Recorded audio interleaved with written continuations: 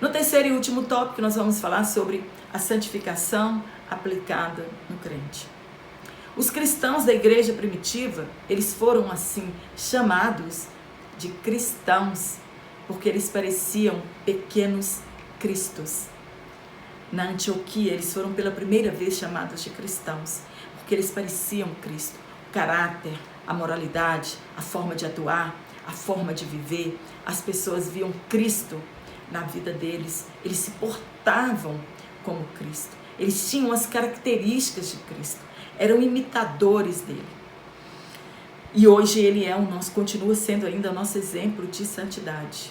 É a ele que nós devemos seguir, é para ele que nós devemos olhar. Ele é um exemplo para nós de ministério, de serviço, de obediência e de caráter. A advertência bíblica é que nos afastemos da imoralidade sexual, que nos afastemos da prostituição e da sensualidade. Isso hoje tem distorcido o evangelho, aos olhos dos incrédulos. E isso tem nos afastado do padrão de santidade exigido pela palavra de Deus. Jesus disse que nós somos lavados pela palavra. Ele disse para os apóstolos: vós já estáis limpos pela palavra. A palavra, ela tem o poder de nos lavar. O sangue de Cristo tem o poder de nos purificar. O Espírito Santo tem o poder de nos santificar. Mas se nós não buscarmos orientação na palavra de Deus, nós não seremos limpos. O Espírito Santo, ele não tem como nos fazer lembrar das palavras de Jesus se eu não gosto de ler ou se eu não leio as palavras de Jesus. O nosso estilo de vida, como eu vivo, revela Cristo ao mundo. Escreveu Pedro.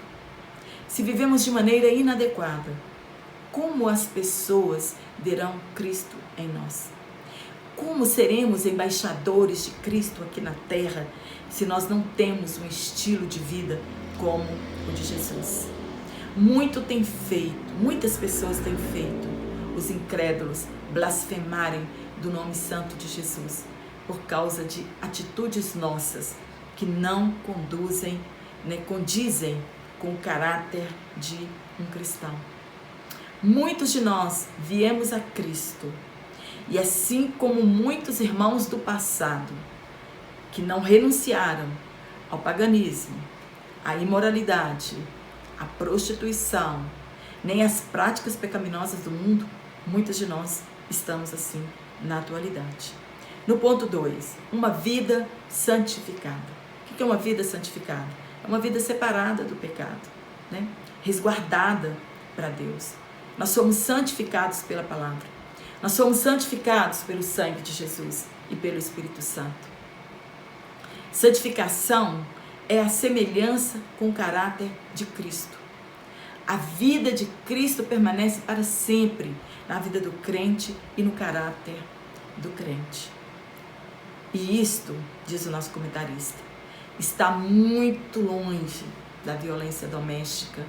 Hoje nós temos muitos escândalos nas casas de muitos cristãos, entre aspas, violência doméstica contra esposa, contra filhos, contra marido, contra esposa. Hoje muitos escândalos acontecem em nosso meio, adultérios, traição, prostituição, muitos jovens se relacionando sexualmente dentro das nossas igrejas e achando que Deus não está vendo isso. Nós estamos longe, de Deus. Não estamos refletindo o caráter de Cristo. E isso está incluído, nessa violência doméstica, está incluído palavras, pressão psicológicas, mentiras.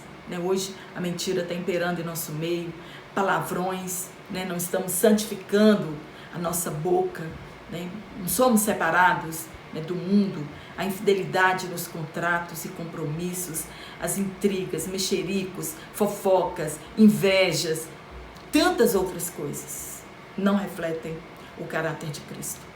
Uma vida santificada e cheia do Espírito está longe destas coisas.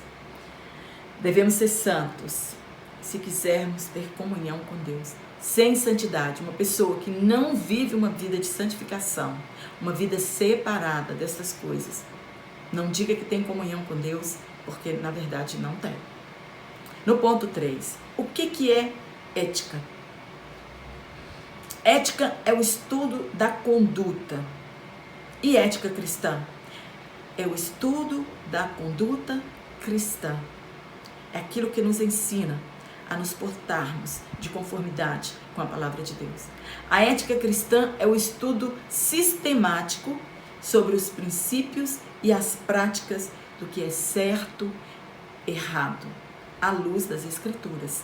Não é o que eu acho que é certo, não é o que eu acho que é errado, né? É um estudo sistemático. Vamos estudar sobre pecado, nós vamos estudar sobre pecado. E não é o que eu acho que é pecado, é o que as Escrituras dita regras de condutas para nós.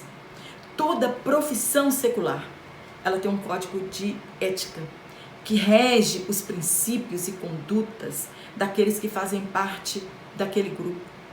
E se algumas regras forem quebradas de forma vergonhosa, inescrupulosa, que escandaliza seu grupo, a pessoa vai em julgamento e pode até ser expulsa daquele grupo, perder sua credencial, por exemplo. E assim somos nós. A palavra de Deus é o nosso código de ética. Você quer saber se o que você está fazendo está certo? Vá no nosso código de ética, que é a palavra de Deus.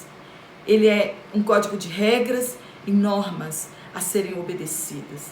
E se nós quebrarmos esse código de ética, em que Jesus é o nosso padrão de moralidade, nós seremos também expulsos para sempre da presença de Deus.